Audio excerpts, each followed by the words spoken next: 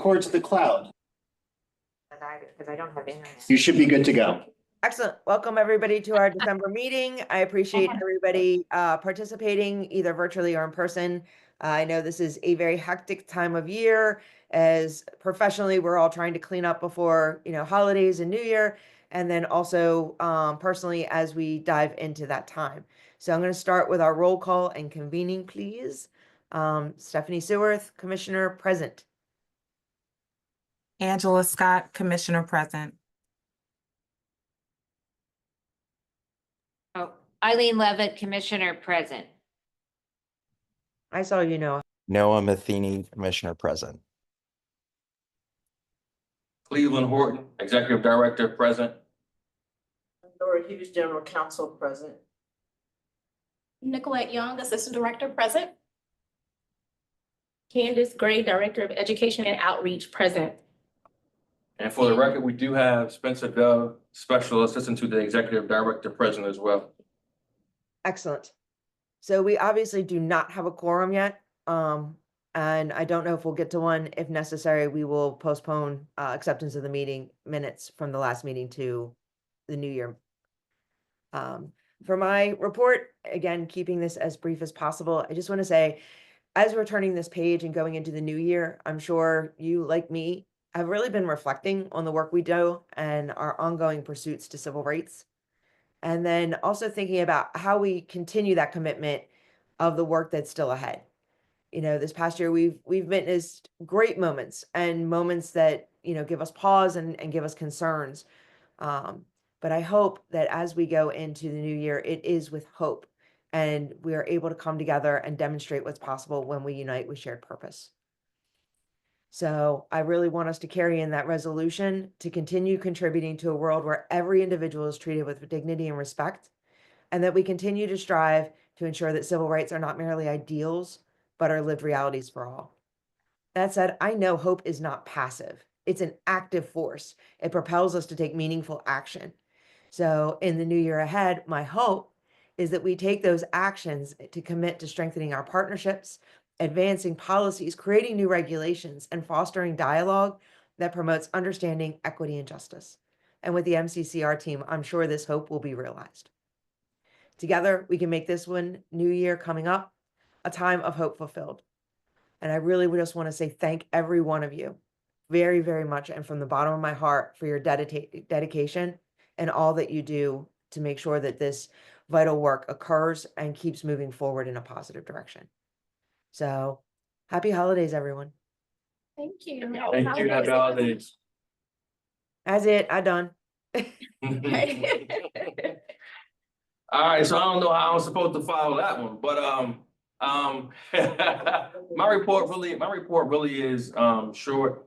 The only little thing that I have to really report out on, just in the essence of time, and I know that we do need to have a separate conversation, really is to acknowledge that we have selected a deputy director and she has accepted. So Yolanda Saunier, who is the current executive director of the Office of Human Rights and Equity, has been selected in Howard County, has been selected and has accepted the position as deputy director here at the Maryland Commission on Civil Rights. She will officially start on January the 22nd. She actually will be here today as well for our Winterfest. So those commissioners that are present and will be present, you all will have the opportunity to meet and greet Yolanda in person during our Winterfest here today. So our agency is tremendously excited about the addition of Yolanda to our team. She brings a tremendous skill set that MCCR will greatly benefit from in moving us forward in 2025 and beyond. So again, we are overly excited and ecstatic about being able to secure Yolanda as our newest addition to the MCCR family. Congratulations, she's very impressive. She is. With that, I think most of, from a staff reporting standpoint, in the essence of time, we will defer if there are any questions based off of the reports that were submitted. All staff is here to answer any questions based off of the reports that we've already submitted. No, I don't have anything other than it doesn't matter because we can't approve the minutes from the last meeting, but they weren't in the email. It's because they're recordings now. Yep, so, To do anything. yep, you don't have to vote to approve this. If for some reason, I was thinking about this Face. logistically. If for some reason, we have to do written minutes, I'll make sure that they're Oh, attached. and okay, that- okay, that's drawn 'cause your that's on the attention. agenda and I'm like, how can we approve the minutes? They're not here, and I forgot about that Mhm. detail. So I'll remember next time, Yeah. maybe. And on that too, the captioning did not work last time. So it's based on YouTube's algorithm to auto-generate the captions, but we think we fixed it with this recording. So, Okay, yep. that's Excellent. important. Yes, it's incredibly important. I'm going to make sure it's on every Yeah. YouTube video, but that's something we've been working on. Yeah, The only other thing I do, and I do apologize that I didn't highlight, is that we do have an event coming up on January the 11th. It is protecting civil rights during challenging times. We felt it was important for us to convene a symposium, bringing together other state agencies, elected officials, and nonprofit advocacy organizations to be able to talk about the work ahead of us as it pertains to protecting civil rights. So that it is going to happen on Saturday, January the 11th, 2025, from 9 to 3-ish, 9 to 4. We are still solidifying the agenda. It will be at Howard Community College. The first panel will be all of the state and local enforcement agencies to talk about the initiatives that they have in place around protecting civil rights moving forward, and any of the foreseeable challenges that they see individually or collective as it pertains to protecting civil rights. The second panel is comprised of law enforcement and legal professionals within the state. We will have a representative from the Office of the Attorney General, a representative from the U.S. Attorney's Office will be present. We'll have a representative from NCAC, which is the Maryland Center for Analysis and Coordination, to talk about hate crimes and how hate crimes are impacting our state. And I think that's it. We'll have a member from the Office of the Public Defender who will also be present during that second panel. The third panel will be comprised of nonprofit and advocacy organizations. We'll have a representative from the state NAACP, ACLU, Associated Black Charities, who am I missing? The Governor's Office of Community Initiatives, and a member from the LGBTQ Commission will be present as well to sit on that panel. The last panel will be a legislative panel that will be comprised of Delegate Janelle Wilkins, who is the chair of the Legislative Black Caucus. The Latino Caucus has been invited. Speaker Adrian Jones and Senator Bill Ferguson have all been asked to attend. In addition to that, County Executive Calvin Ball has also been asked to attend and be present during that last legislative session for the day. So we wanted to make sure that you all were aware, and if you are able to attend, we highly ask that you all to please add it to your calendars and attend. There is a registration link. We'll make sure that we send it out to you all to make sure you all have it so that you all Where- can register to attend. where in Howard County is it? It's Howard County Community College. It'll be at the Smith Theater. Oh, Smith Theater. Yep. Okay. Great, thank you.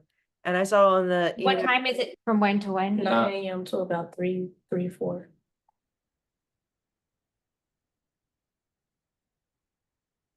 All right. And you'll send us something like registration link? Yes, ma'am. All right. January 11th. Yep. And I saw on the report, the Equity and Inclusion Leadership Program is going to restart in September. That's really exciting.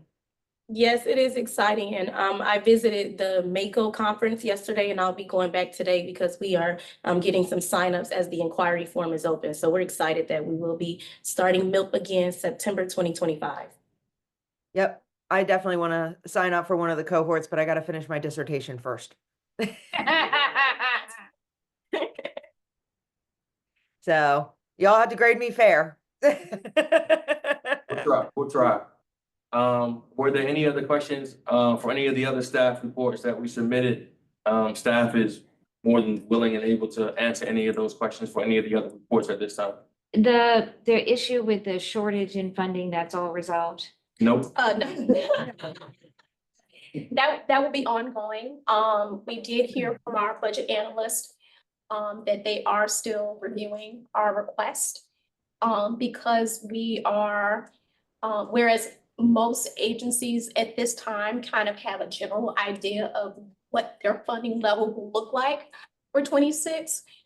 Because this is a priority for the administration, they're still discussing what, if any additional support will be given to the agency. So we're just waiting to hear back from them. And then what happens if they say no? There's nothing.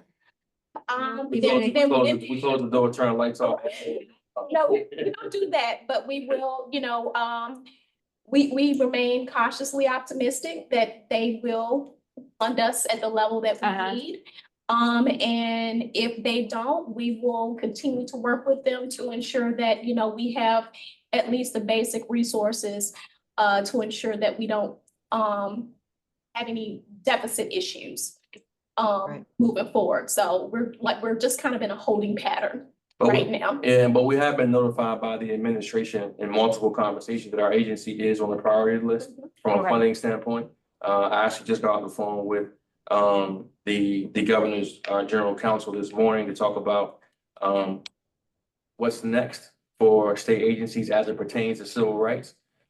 So they are convening a group of individuals to have that conversation, and our agency will be leading that conversation around the impact on civil rights for the state. There is a document that is circulating amongst those agencies, and through multiple times throughout that document, our agency is listed as the priority to make sure that we get the adequate funding to be able to make sure that we're able to protect the citizens of Maryland. Okay, because you had sent around that audit report for the Mhm. last meeting, Yep. and it said that, was whatever, and that it was being addressed, and I was. Yep. Yeah. Well, those two are kind of separate. Oh, they are. Yeah, those are separate. That was a review of I think of 3 or 4 years. And of course, we, whatever the findings that they identified, we did submit corrective actions, which Right. they accepted. Yeah, And so it's a continuous process, okay, ongoing for us as far as, ensuring that when they do the next audit, probably in about 27, 28, that none of those findings occur again. okay, so So, it's yeah. totally separate. Yeah, The deficit they mentioned, the and audit the is- deficit you're talking about. The audit is more procedural process Okay. based, right? The budget, what we're talking about now is Yeah. completely different in reference to 25, 26 budget, how yeah. much fiscal resources we have to be able to do the work Yeah. that we need to do. Okay, because I thought there was like a one-time request or something. Okay, I know, I can't keep track of my own stuff. It's totally okay, but But it- we appreciate the questions though. Yeah, okay. That's all I got. Any other questions, Madam Chair, Commissioner Scott, or Commissioner Matheny? I was just gonna say I defer. Do you guys have any questions? Angela, Noah? None for me. Okay. Well, it sounds like we are ready to move on. I love the Yeah. reports. They're always very helpful. So thank you. Thank you. Sorry, hang on one second, because of course I can't see more than one screen at a time now. The next is old business, new business. I see upcoming legislative session. Just a reminder, we'll be, moving into that pretty quickly. I know we've, sort of had that meeting and set our priorities. So actually, as we get close to the legislative session, I think it might be a good idea to circulate the summary of our priorities so we have those in mind as we move forward for the commissioners, if that is okay. And then the only other old business that I have is, or actually new business, is once the executive director is, or the deputy director, Yep. is in place, we'll set another in-person meeting. So for those that are unable to do the meet and greet today, there'll be an opportunity to create those connections and start building that relationship with our new staff member. Make sense? Yep. Any questions for me, concerns? Did I forget any other new business that I? We had the old business, we had the pillars. I know that we Yep. circulated the pillars to the commissioners. I know there were a couple commissioners who responded to the email that were good to go with the pillars. We just wanted to double check with everybody on the call, if everybody had the opportunity, if there were any additional recommendations or questions about the pillars. We can, take them at this time if anybody on the call has any. I like that it was short and brief. Commissioner Scott, you going to push that mute button? I am muted, right? Yes, you were, you're not there. Since a number of commissioners couldn't make it today, I would say let's just do one more round and say, if you have any comments or questions, since you weren't at the meeting, please provide them by, what is next Friday, the 20th? That's Yes. correct. So, well, it's because the day after is my birthday, so I generally know when that is. Otherwise, I have no idea of timing. And then that way, everybody will at least have an opportunity to be able to express any questions or concerns that they might have. I don't anticipate, but I'd like to give everybody the option. Outside of that, Madam Chair, we just need to, shift into, executive session. Yep, Talk about an issue. that's correct. And this is the one we briefed, right? Yes, Excellent, perfect. This is when we briefed last time, or is this new for me? new for you. For you. I have to stop the recording real quick, so everybody's cool with moving to executive session? Yes. Do I have a motion to move? So moved. We don't even have a quorum to have a I motion. know, but we'll adjourn.